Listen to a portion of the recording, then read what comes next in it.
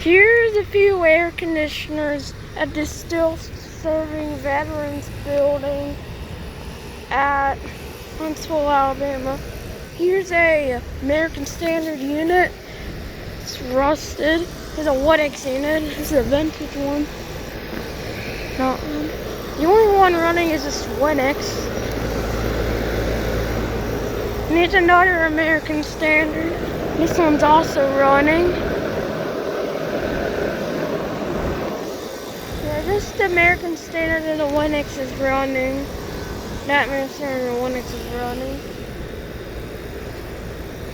These two aren't running.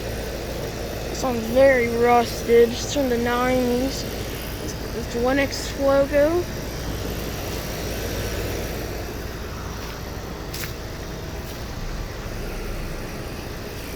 This is the first 1X unit like this I filmed.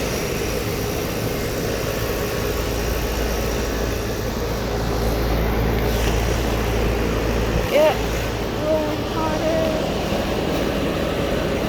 I don't know if these are heat pumps or straight cool units.